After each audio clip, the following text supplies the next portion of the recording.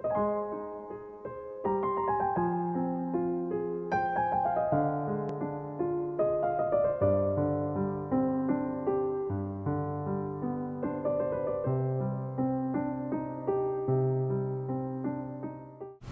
does it mean that the Eibishter looked at Jewish neshamas and decided to create the world?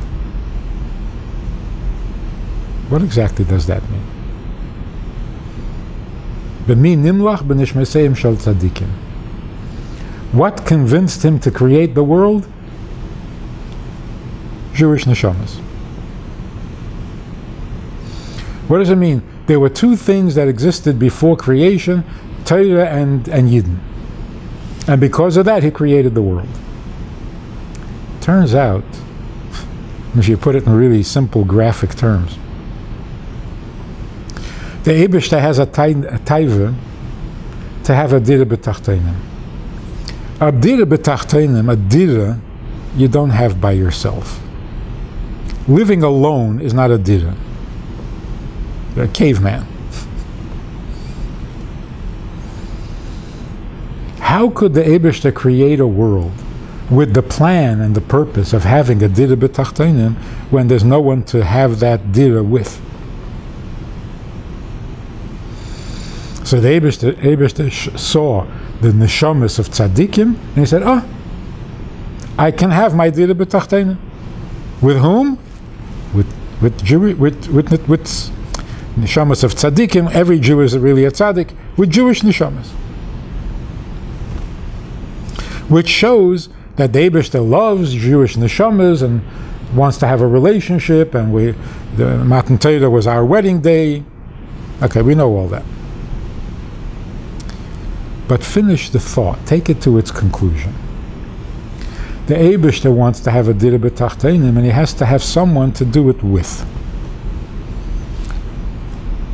What would make a neshama an appropriate partner for this dira b'tachtenim? And this is also a good lesson for getting married and dating. You really want to be married, and you go out with someone who's very nice, very good, you like them very much, but they don't want to get married as much as you do. Then don't do it. Then don't do it. The first thing that has to match is you have to have an equal but opposite desire to be married. Without that, how can you make a marriage out of it? Oh, but he's so nice, she's so good. Fine. It's not going to be a dira b'tachtenim. So if the Eibishter looked at Jewish neshamas and said, oh, they're so nice, they're so cute, they're so devoted, they're so holy, wouldn't work. The Eibishter looked at Jewish neshamas and said, wow, you want a dira b'tachtenim as much as I do. Now we can do it together. So, achelek elaka mimal mamish means that neshama, every individual Jew, wants a dira b'tachtenim as much as the Eibishter does. Not we're doing him a favor. It is as important to us, as necessary to us, as it is to him.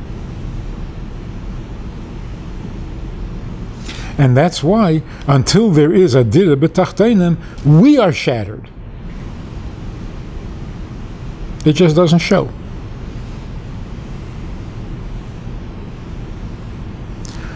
That is an amazing new discovery into the treasure and holiness of a neshama.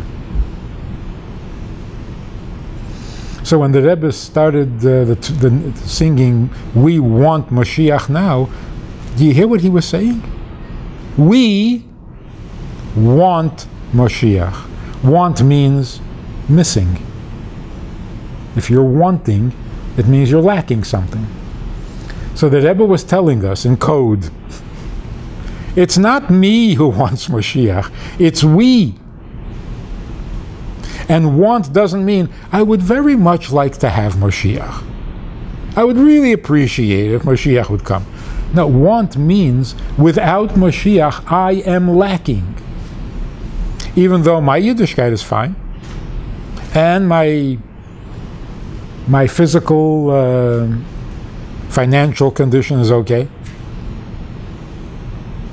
So I don't feel like I'm missing anything. So the Rebbe says, yeah, you don't know. But deep down, you feel like you're missing everything because Mashiach is not here. That's what it says in the Maimon. And this is what the Rebbe left us with. It was the last Maimon that the Rebbe gave out. Because this is what we needed to know into the future. That we weren't bringing Mashiach to do the Rebbe a favor, or to do the Eibishter a favor. The Rebbe wasn't asking us to have Mesiras Nefesh and go on Mivtzoyim and on Shlichus so that he could get what he wants, which is Mashiach. He was really telling us, showing us who we are, what we are made of. We want Mashiach. And when we can't have, we get completely shattered.